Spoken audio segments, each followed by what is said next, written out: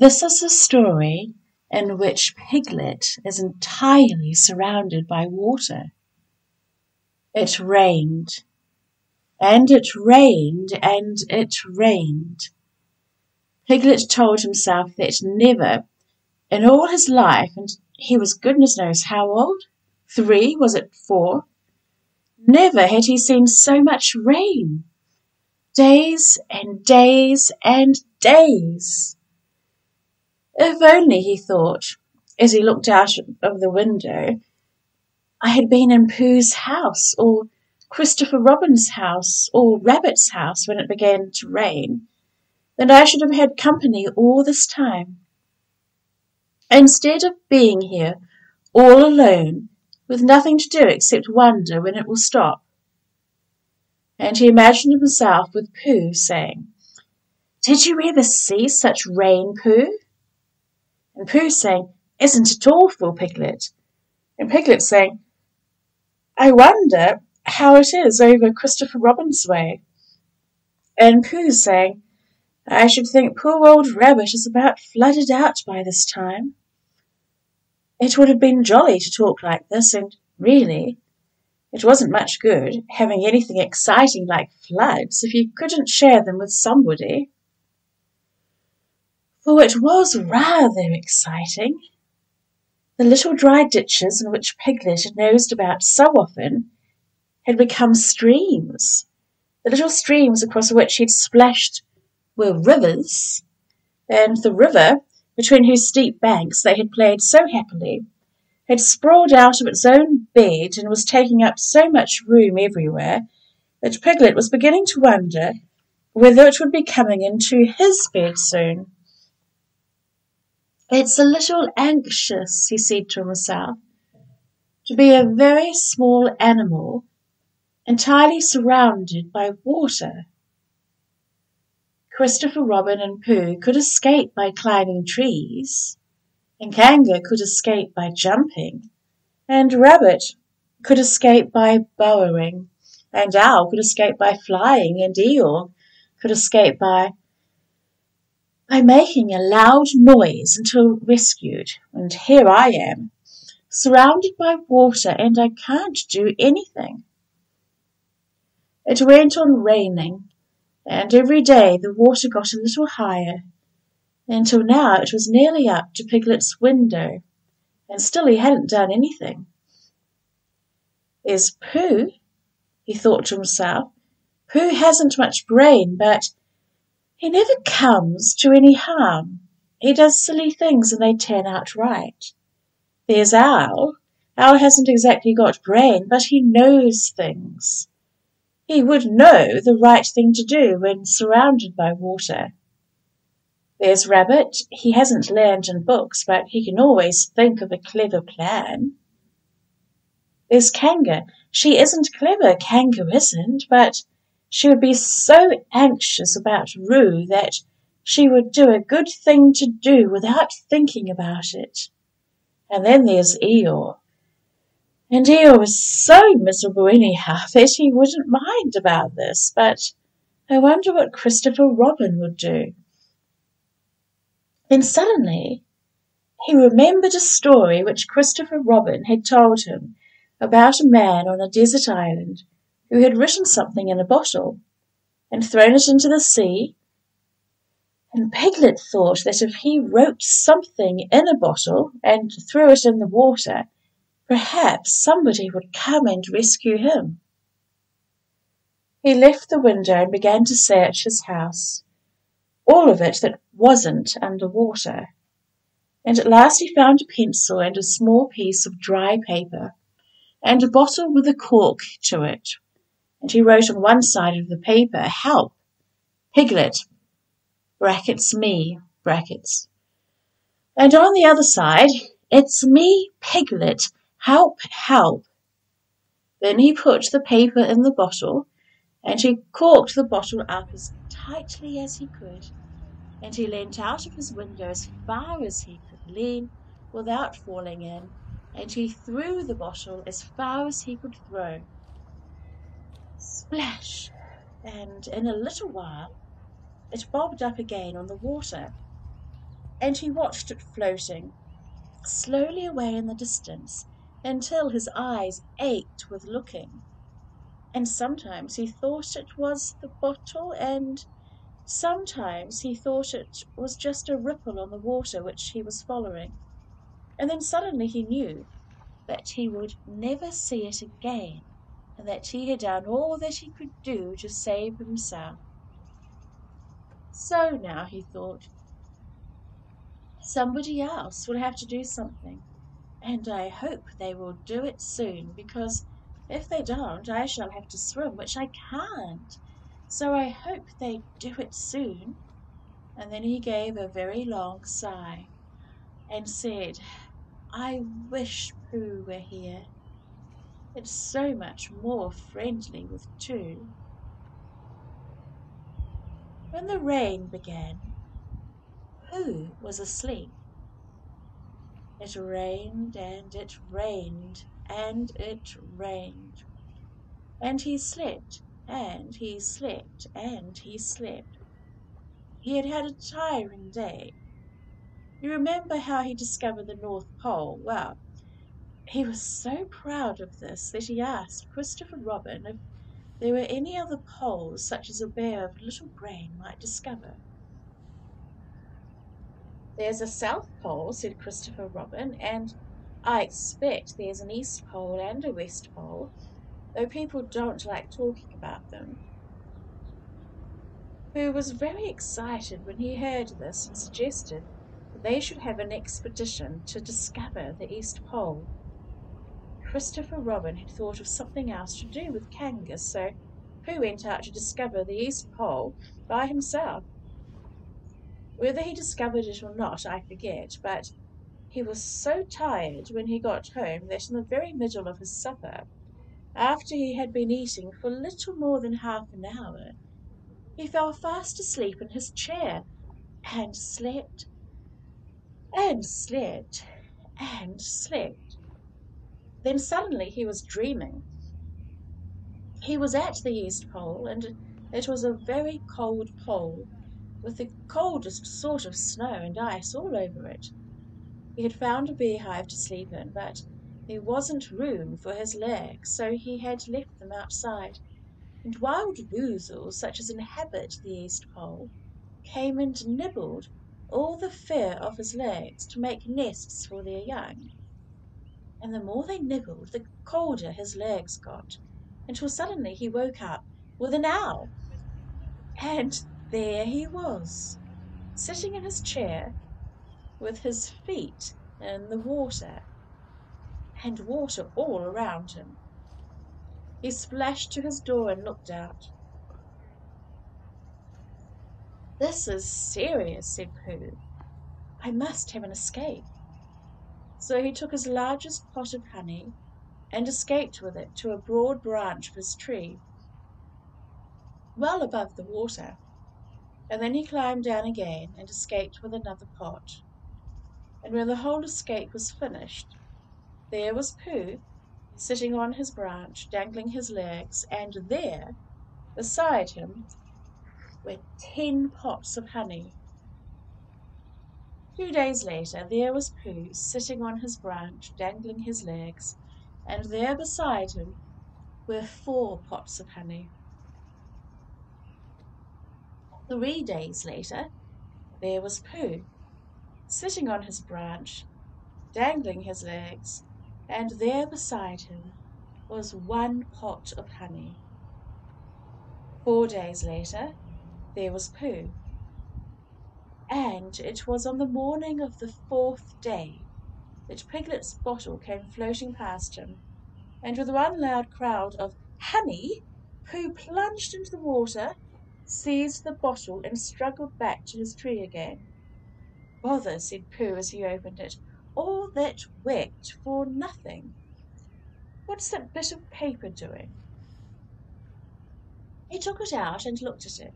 "It's a message," he said to himself. "That's what it is, and that letter is a P, and so is that, and so is that, and P means Pooh, so it's a very important message to me, and I can't read it. I must find Christopher Robin or Owl or Piglet, one of those clever readers who can read things, and they would tell me what the message means, only I can't swim. Bother. Then he had an idea, and I think that for a bear of very little brain it was a good idea. He said to himself, if a bottle can float, then a jar can float, and if a jar floats, I can sit on the top of it, if it's a very large jar. So he took his biggest jar and corked it up. All boats have to have a name, he said, so I shall call mine the Floating Bear. And with these words he dropped his boat into the water and jumped in after it. For a little while Pooh and the Floating Bear were uncertain as to which of them was meant to be on the top. But after trying one or two different positions, they settled down with the Floating Bear underneath and Pooh triumphantly astride it, paddling vigorously with his feet. Christopher Robin lived at the very top of the forest. It rained, and it rained, and it rained, but the water couldn't come up to his house. It was rather jolly to look down into the valley and see the water all round him, but it rained so hard that he stayed indoors most of the time and thought about things. Every morning he went out with his umbrella and put a stick in the place where the water came up to, and every next morning he went out and couldn't see his stick any more, so he put another stick in the place where the water came up to. And then he walked home again, and each morning he had a shorter way to walk than he had the morning before. On the morning of the 5th day he saw the water all around him, and he knew that for the first time in his life he was on a real island, which was very exciting. It was on this morning that Owl came flying over the water to say, "How do you do?" to his friend Christopher Robin. "I say, Owl," said Christopher Robin, "isn't this fun? I'm on an island." "The atmospheric conditions have been very unfavourable lately," said Owl. "What?" "It has been raining," said Owl. "Yes," said Christopher Robin, "it has. The flood level has reached an unprecedented height." "The who?" "There's a lot of water about," explained Owl. "Yes," said Christopher Robin, "there is. However, the prospects are rapidly becoming more favourable. At any moment—" "Have you seen Pooh?" "No. At any moment—" "I hope he's all right," said Christopher Robin. "I've been wondering about him. I expect Piglet's with him. Do you think they're all right, Owl?" "I expect so. You see, at any moment, do go and see Owl, because Pooh hasn't got very much brain, and he might do something silly, and I do love him so, Owl. Do you see, Owl?" "That's all right," said Owl. "I'll go back directly." And he flew off. In a little while he was back again. "Pooh isn't there," he said. "Not there?" "He's been there. He's been sitting on a branch of his tree outside his house, with 9 pots of honey. But he isn't there now." "Oh, Pooh!" cried Christopher Robin. "Where are you?" "Here I am," said a growly voice behind him. "Pooh!" They rushed into each other's arms. "How did you get here, Pooh?" asked Christopher Robin, when he was ready to talk again. "On my boat," said Pooh proudly. "I had a very important message sent me in a bottle, and owing to having got some water in my eyes, I couldn't read it, so I brought it to you. On my boat." With these proud words he gave Christopher Robin the message. "But it's from Piglet," cried Christopher Robin when he had read it. "Isn't there anything about Pooh in it?" asked Bear, looking over his shoulder. Christopher Robin read the message aloud. "Oh, are those peas Piglet's? I thought they were Pooh's. We must rescue him at once. I thought he was with you, Pooh. Owl, could you rescue him on your back? I don't think so, said Owl after grave thought. It is doubtful if the necessary dorsal muscles. Then would you fly to him at once and say that rescue is coming? And Pooh and I will think of a rescue and come as quick as ever we can. Oh, don't talk, Owl. Go on, quick. And still thinking of something to say, Owl flew off. Now then, Pooh, said Christopher Robin, where's your boat? I ought to say, explained Pooh as they walked down to the shore of the island, that it isn't just an ordinary sort of boat. Sometimes it's a boat and sometimes it's more of an accident. It all depends. Depends on what? On whether I'm on the top of it or underneath it. Oh, well, where is it? There, said Pooh, pointing proudly to the floating bear. It wasn't what Christopher Robin expected, and the more he looked at it, the more he thought what a brave and clever bear Pooh was. And the more Christopher Robin thought this, the more Pooh looked modestly down his nose and tried to pretend he wasn't. But it's too small for two of us, said Christopher Robin sadly. 3 of us for Piglet. It makes it smaller still. Oh, Pooh Bear, what shall we do? And then this bear, Pooh Bear, Winnie the Pooh, F.O.P., friend of Piglet's, R.C., Rabbit's companion, P.D., pole discoverer, E.C. and T.F., Eeyle's comforter and tail binder. In fact, Pooh himself said something so clever that Christopher Robin could only look at him with mouth open and eyes staring, wondering if this was really the bear of very little brain whom he had known and loved so long. We might go in your umbrella, said Pooh. We might go in your umbrella, said Pooh. We might go in your umbrella, said Pooh. For suddenly Christopher Robin saw that they might. He opened his umbrella and put it point downwards in the water, and it floated, but wobbled. Pooh got in. He was just beginning to say that it was all right now, when he was found that it wasn't, so after a short drink, which he didn't really want, he waded back to Christopher Robin. Then they both got in together, and it wobbled no longer. I shall call this boat the Brain of Pooh, said Christopher Robin. And the Brain of Pooh set sail forthwith in a southwesterly direction, revolving gracefully. You can imagine Piglet's joy when at last the ship came in sight of him. And after years he liked to think that he had been in very great danger during the terrible flood. The only danger he had really been in was the last half hour of his imprisonment, when Owl, who had just flown up, sat on a branch of his tree to comfort him, and told him a very long story about an ant who had once laid a seagull's egg by mistake.